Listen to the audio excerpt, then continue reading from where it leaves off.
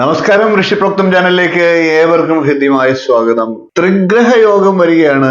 കർക്കിടക രാശിയിൽ ഏതാനും ദിവസങ്ങൾ ത്രിഗ്രഹ യോഗത്തിലേക്ക് വരികയാണ്. 3 ഗ്രഹങ്ങൾ ഒന്നിച്ചു വരികയാണ്. അത് എല്ലാ രാശിക്കാർക്കും ഒരുപക്ഷെ പ്രയോജനം ചെയ്യാം. വളരെ കുറച്ച് ദിവസം മാത്രമേ ഉള്ളൂ.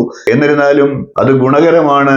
3 രാശിക്കാർക്ക് വിശേഷാൽ അത് ഗുണത്തെ ചെയ്യും. നമുക്ക് ആ രാശിക്കാരെയൊക്കെ ഒന്ന് പരിചയപ്പെടാം. വീഡിയോയിലേക്ക് കിടക്കാം. അതിനു മുമ്പ് ചാനൽ ഇതുവരെ സബ്സ്ക്രൈബ് ചെയ്യാത്തവരാണെങ്കിൽ ഒന്ന് സബ്സ്ക്രൈബ് ചെയ്യുക. നോട്ടിഫിക്കേഷൻ ഒന്ന് ഓൺ ചെയ്തു വെക്കുക. ചെറിയൊരു വീഡിയോ ആണ്, വീഡിയോ അവസാനം വരെ കാണുക. ജൂലൈ 16-ാം തീയതി സൂര്യൻ കർക്കിടക രാശിയിലേക്ക് എത്തുന്നതോടുകൂടി ശുക്രനും ബുധനും സൂര്യനും ഒന്നിച്ച് കർക്കിടക രാശിയിൽ എത്തുന്നതോടുകൂടി ത്രിഗ്രഹ യോഗം വരികയാണ്. ബുധൻ ഏതാനും ദിവസങ്ങൾക്ക് ശേഷം കർക്കിടക രാശിയിൽ നിന്ന് ചിങ്ങം രാശിയിലേക്ക് മാറും. എന്നിരുന്നാലും ചന്ദ്രൻ കൂടി കർക്കിടക രാശിയിൽ എത്തുന്ന സമയത്ത് വീണ്ടും ത്രിഗ്രഹ യോഗം ആവർത്തിക്കും. അതുകൊണ്ട് തന്നെ 3 രാശിക്കാർക്ക് ഇത് വളരെ ഗുണം ചെയ്യും. നമുക്ക് ആ രാശിക്കാരെ ഓരോരുത്തരെയായിട്ട് ഒന്ന് പരിചയപ്പെടാം. വീഡിയോയിലേക്ക് കിടക്കുന്നതിന് മുമ്പ് ചാനൽ ഇതുവരെ സബ്സ്ക്രൈബ് ചെയ്യാത്തവരാണെങ്കിൽ ഒന്ന് സബ്സ്ക്രൈബ് ചെയ്യുക. സൂര്യന്റെയും ശുക്രന്റെയും ബുധന്റെയും രാശിസ്ഥിതി അപൂർവ രാജയോഗത്തിന് തുല്യമാണ്. സൂര്യനും ബുധനും നിപുണ യോഗകർത്താക്കളാണ്, രാജയോഗ തുല്യമാണ്.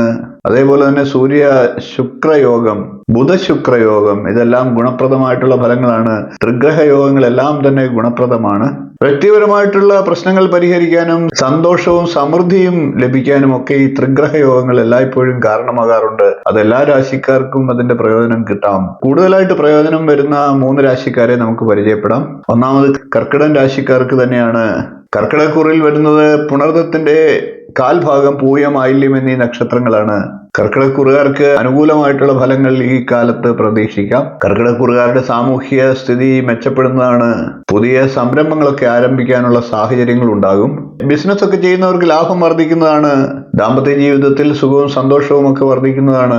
ജീവിതത്തിൽ സമാധാനം ഉണ്ടാകുന്നതാണ്. വിവാഹമൊക്കെ ആലോചന നടക്കുന്നവർക്ക്, ഇതുവരെ വൈകിയിരുന്നവർക്കൊക്കെ അതൊക്കെ മാറി തടസ്സങ്ങൾ നീങ്ങി വിവാഹത്തിലേക്ക് പോകാനുള്ള സാഹചര്യങ്ങളും ഉണ്ടാകാം. തൊഴിലിലൊക്കെ പ്രമോഷൻ ആഗ്രഹിച്ചിരിക്കുന്നവർക്ക് പ്രമോഷനും അനുകൂലമായിട്ടുള്ള സ്ഥലമാറ്റമൊക്കെ ആഗ്രഹിച്ചിരിക്കുന്നവർക്ക് സ്ഥലമാറ്റവും ലഭിക്കുന്നതാണ്.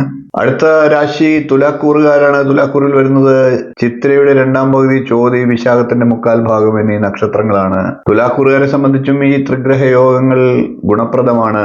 മുടങ്ങിക്കിടക്കുന്ന പണമൊക്കെ തിരികെ ലഭിക്കുന്നതിനൊക്കെയുള്ള സാഹചര്യങ്ങൾ ഉണ്ടാകും. സാമ്പത്തിക അഭിവൃദ്ധിയും ഉണ്ടാകുന്നതാണ്. ആത്മീയമായിട്ടുള്ള കാര്യങ്ങളിലൊക്കെ താല്പര്യം വർദ്ധിക്കും.